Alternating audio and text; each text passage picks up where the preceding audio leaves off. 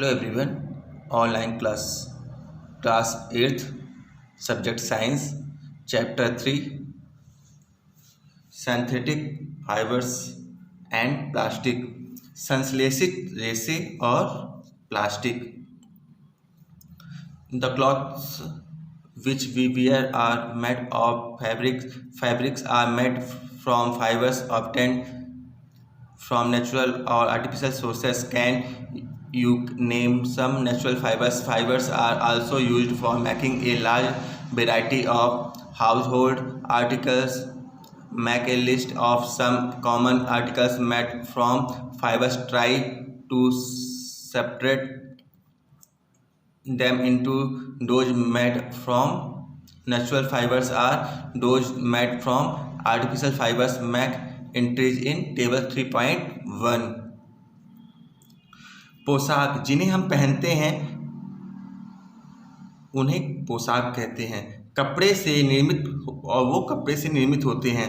कपड़े प्राकृतिक और कृत्रिम स्रोत से प्राप्त रेशों से बनाए जाते हैं. क्या आप कुछ प्राकृतिक रेशों के नाम बता सकते हैं? रेशों का उपयोग विविध प्रकार के अनेक घरेलू वस्तुओं के निर्माण हेतु भी किया जाता है. रेशों के निर्मित कुछ सामान्य वस्तुओं की सूची बनाइए. उन्हें प्राकृतिक और कृत्रिम रेशों से निर्मित वस्तुओं में विभाजित करने का प्रयास कीजिए. Why do you label some fibers as artificial? You have read in your previous classes that natural fibers like cotton, wool, silk, etc. are obtained from plants or animals. The synthetic fibers, on the other hand, are made by human beings. That is why they are called synthetic or man-made fibers. आपने कुछ वस्तुओं को कृत्रिम चिन्ह क्यों किया है? आपने अपनी पिछली कक्षाओं में पढ़ा है कि प्राकृतिक रेशे जैसे कपास, ऊन, रेशम आदि पौधे अथवा जंतुओं से प्राप्त होते हैं. दूसरी ओर संश्लेषित रेशे मनुष्य द्वारा बनाए जाते हैं. इसलिए ये संश्लेषित तथा मानव निर्मित रेशे कहलाते हैं.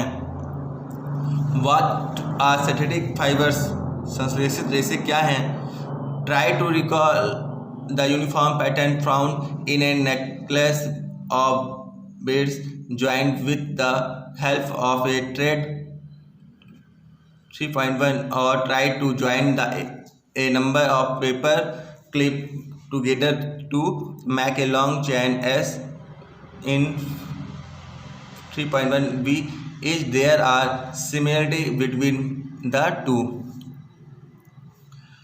धागे से जुड़े मानकों के हार में पाई जाने वाली एक रूप से बनावट को स्मरण करने का प्रयास कीजिए. आप डायग्राम 3.1a तथा डायग्राम 3.1b के समान कुछ कागज क्लिपों को जोड़कर एक लंबी श्रृंखला बनाने का प्रयास कीजिए. क्या दोनों में कोई समानता है? A synthetic fibers is also a chain of small units joined together. Each small unit of actually a chemical substance.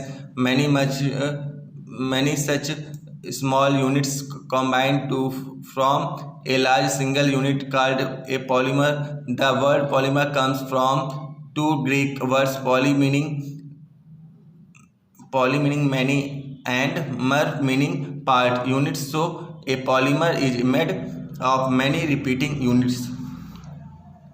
एक संश्लेषित रेशा भी छोटी इकाइयों को जोड़कर बनाई गई एक श्रृंखला होती है. प्रत्येक छोटी इकाई वास्तव में एक रासायनिक पदार्थ है. इसी प्रकार की अनेक छोटी इकाइयां मिलकर एक बड़ी एकल इकाई बनाते हैं जो बहुलक कहलाते हैं. पॉलीमर शब्द ग्रीक भाषा के दो शब्दों से बना हुआ है. पॉली तथा मर से मिलकर बना है. पॉली का अर्थ अनेक तथा मर का अर्थ होता है भाग अथवा इकाई. अतः एक पॉलीमर या बहुलक बहुत सी इकाइयों के दोहराने से बनता है. 3.2 types of synthetic fibres. Rayon संश्लेषित रेशों के प्रकार. A number rayon. You have read in class 7 that silk fibers obtained from silkworm was discovered in China and was kept as a closely guarded secret for a long time. Fabric obtained from silk fibers was very costly but is beautiful, textures fascinating. Everybody attempt were made to make silk artificially. Towards the end of the 19th century, scientists were successful in obtaining a fibers having properties similar to that of silk. Such a fibers was obtained by chemical treatment of wood pulp. This fibers was called rayon or artificial silk. Although rayon is obtained from a natural sources, wood pulp, yet it is a man-made fiber. It is cheaper than silk and can be woven like silk fibers. It can also be dyed in a wide variety of colors. Rayon is mixed with cotton to make bed sheets or mixed with wool to make carpets. अब ए number Ryan, आपने class 7 में पढ़ा है कि रेशम कीट से प्राप्त किया जाता है। इसकी खोज चीन में हुई थी। इसे लंबे समय तक कड़ी सुरक्षा में गोपनीय रखा गया है। रेशम के रेशे से प्राप्त कपड़ा बहुत महंगा होता है, परंतु इसकी सुंदर बनावट ने प्रत्येक व्यक्ति का मोह लिया।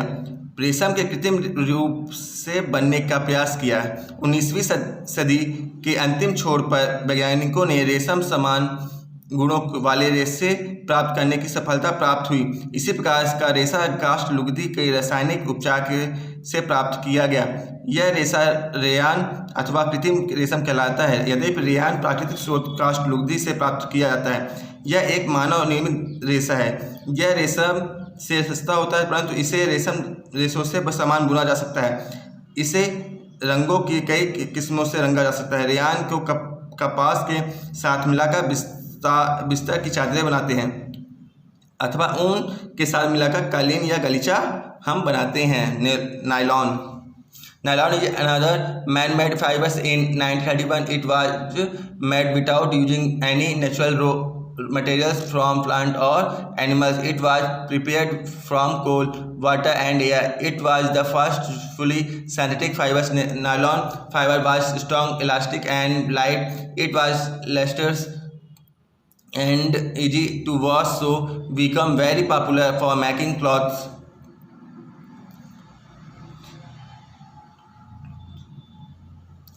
Nylon fiber was strong, elastic, and light. It was lustrous and easy to wash, so it become very popular for making clothes.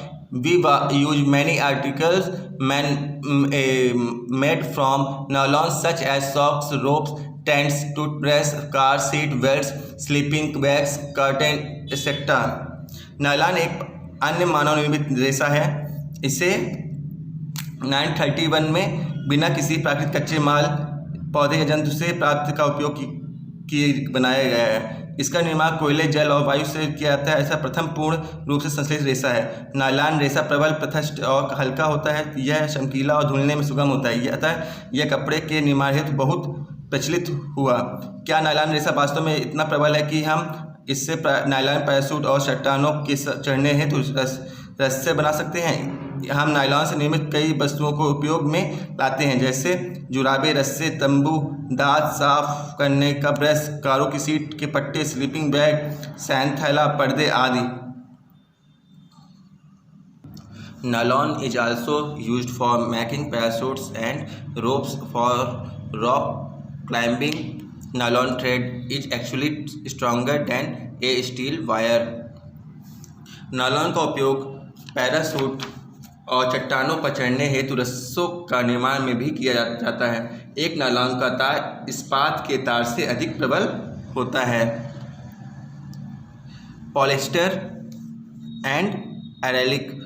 Polyester is another synthetic fabric made from this fibers does not get wrinkled easily. It remains crisp and is easy to wash, so it is quite suitable for making dress materials. You must have seen people wearing polyester shirts and other dresses. Tallinn is a popular polyester, it can be drawn into very fine fiber that can be woven like any other yarn. Polyester और acrylic. Polyester एक अन्य संश्लेषित रेशा है। इस रेशे से बने कपड़े में आसानी से सिलवटें नहीं पड़ती, यह सपाट रहता है और सरलतापूर्वक धुल जाता है, अतः यह वस्त्र सामग्री हेतु पर्याप्त उपयोगी पदार्थ है। अपने लोगों को सुंदर पॉलिस्टर कमीज और अन्य परिधान पहने अवश्य देखा होगा। टैलियन एक लोकप्रिय पॉलिस्टर है। इसे बहुत महीन रेशों में खींचा जाता है, जिन्हें फिर किसी भी अन्य तंतु समान बुना जा सकता है। My mother always buy PET bottles and PET jars for storing rice and sugar. I wondered what PET is. मेरी माँ जल के लिए सदैव पेट बोतलों और चावल तथा चीनी संचयन के लिए पेट जार खरीदती है। मैं जानने के लिए उत्सुक हूँ कि आखिर यह पेट है क्या। PET polyester template is very familiar from of polyester. It is used for making bottles, utensils, films, wire and many other useful products. पेट एक बहुत सुपरिचित प्रकार का पॉलिस्टर है। इसका उपयोग बोतल, बर्तन, फिल्म, तार और अन्य बहुत सी उपयोगी उत्पादों में निर्माण के लिए किया जाता है। Look around and make a list of things made of polyester. चारों ओर दृष्टि घुमाइए और पॉलिस्टर के निर्मित वस्तुओं की एक सूची बनाइए। We wear sweaters and use shawls and blankets in the winter. Many of these are actually not made from natural wool, though they appear to resemble wool. These are prepared from another type of synthetic fiber called acrylic. The wool obtained from a natural source is quite expensive. Wires cloth made from acrylic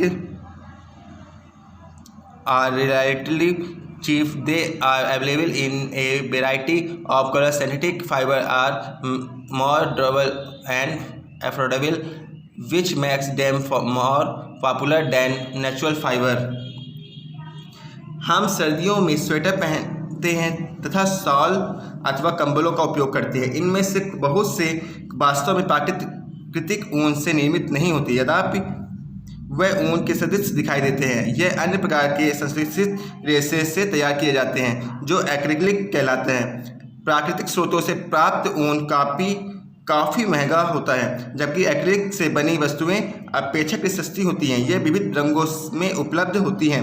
संश्लेषित रेशे अधिक टिकाऊ और पहुंच के भीतर होते हैं, जिससे ये प्राकृतिक रेशों की अपेक्षा अधिक लोकप्रिय होते हैं। You have already performed an activity of burning natural and synthetic fibers.